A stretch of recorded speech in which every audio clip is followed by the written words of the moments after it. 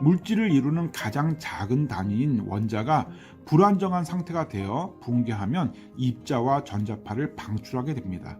이러한 성질을 방사능이라고 부르며 이러한 성질을 갖는 물질을 방사능 물질이라고 부릅니다. 하지만 이런 방사능 물질이라도 끊임없이 방사능을 일으킬 수는 없으며 어떤 시기가 되면 방사능의 세기는 약해질 수밖에 없습니다. 이러한 방사능의 세기가 절반으로 줄어드는 시기를 반감기라고 부르게 됩니다. 따라서 우리는 어떤 광물에 존재하는 방사능 물질의 질량을 분석하여 그 광물이 언제 만들어졌는지 반감기를 통해 역추산할 수 있는 것입니다. 예를 들어 방사능 물질의 하나인 우라늄 238의 반감기는 44억 년입니다.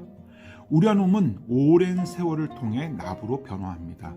따라서 광물에 남아있는 우라늄과 납의 질량을 계산하면 광물이 최초에 만들어진 시기를 알아낼 수 있습니다. 우라늄의 질량이 50이고 납의 질량이 50이라면 이 광물의 나이는 44억 년인 것입니다. 하지만 여기에는 문제가 있습니다. 우리가 구할 수 있는 광물이라고 해봤자 지구의 표면에 존재하는 것이기에 그것만으로 지구의 나이를 측정하기에 무리가 있는 것입니다. 결국 정확한 지구의 나이를 측정하기 위해서는 멘틀과 지각의 경계면에 있는 광물을 채취해야 하는데 현대 과학으로도 그것을 실행하는 것은 어렵습니다. 그래서 과학자들이 찾은 방법은 우주에서 지구로 떨어진 운석에 남아있는 우라늄과 납을 측정하는 것이었습니다. 이때 운석을 통해 조사된 측정 연대가 45억 년이었고 이것이 바로 우리가 알고 있는 지구의 나이가 45억 년이라는 과학적 이론이 세워진 것입니다. 태양계에 존재하는 행성은 비록 형성 시간에 근소한 차이가 있을지언정 거의 동시에 형성된 것으로 간주합니다. 따라서 태양계의 형성 당시의 부유물로 여겨지는 운석의 연대를 측정하면 결국 지구가 형성된 시기도 알 수 있다는 가정이 가능한 것입니다. 하지만 이 운석을 통한 지구의 연대 측정법 또한 측정된 운석이 어디에서 기원했는지에 대한 출처를 알아내야 한다는 점에서 분명히 한계점은 있습니다. 측정된 운석이 지구 형성 당시의 운석이 아니라면 당연히 결과도 바뀌겠지요. 어쨌든 에드윈 허블은 우주의 나이를 계산하기 시작합니다. 그런데 허블이 최초로 예측한 우주의 나이는 50억 년이 나왔습니다. 또 우주의 나이를 거듭 계산했을 때는 30억 년 이하라는 결과가 나왔습니다. 그런데 허블이 이 사실을 발표하자마자 과학계의 공격을 받기 시작합니다. 이보시오 허블 박사, 방사성 연대 측정에 따르면 지구의 나이는 46억 살이라 하지 않았소? 당신 말대로라면 방사성 연대 측정법이 틀렸다는 것이오. 어머니보다 늙은 자식 본 적 있어?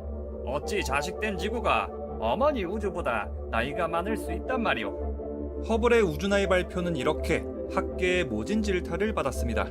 허블이 세상을 떠난 지 약 20년이 지난 1970년대 말 카네기 천문대 소속 천문학자 앨런 샌디지 그리고 웬디 프리드먼 이 두 사람 사이에는 불꽃 튀는 논쟁이 시작됩니다. 허블 상수 그리고 우주의 나이를 먼저 알아내려는 두 사람의 전쟁이죠. 당시 언론은 이를 두고 허블 전쟁이라고 불렀습니다. 먼저 앨런 샌디지는 아주 먼 은하에 있는 초신성의 최대 밝기를 이용해서 은하의 거리를 측정했고 이거를 허블 상수에다가 대입해서 우주의 나이가 대략 200억 년이라고 주장했습니다. 반면에 웬디 프리드먼은 밝기가 변하는 병광성의 밝기와 변화 주기를 이용해서 은하의 거리를 측정했고 이 거리를 바탕으로 우주의 나이가 대략 100억 년이라고 주장했습니다. 자, 처음에 두 사람은 100억 년이나 차이 나는 서로 다른 값을 내놨습니다. 그런데 천문과학 기술이 끊임없이 발전하면서 여러 가지 정확한 데이터들이 쌓였고 두 사람은 이에 따른 측정과 계산을 끊임없이 반복. 시간이 지나자 두 사람의 계산은 오차 범위 내까지 거의 비슷한 값까지 도달했습니다. 두 사람의 계산에 따르면 우주의 나이는 대략 140억 년. 우주의 나이가 대략 140억 년이라는 의견에는 두 사람 모두 동의했고 다른 천문학자들도 함께 교차 검증한 결과 우주의 나이는 대략 140억 년 정도로 나오게 됩니다. 자, 이제 우주의 나이가 140억 살 정도라는 이론적인 증거는 모두 갖춰졌습니다. 이제는 거부할 수 없는 완벽한 증거만 찾으면 되는 거예요.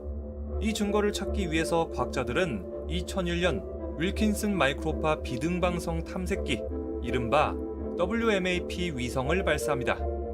WMAP 위성의 주 임무는 빅뱅 잔여 복사열에 따른 온도 차이 측정. 이 위성이 발사된 지 2년 후 2003년 2월, WMAP 위성은 빅뱅으로 우주가 생성된 지 38만 년 후의 모습을 정확하게 포착해냅니다.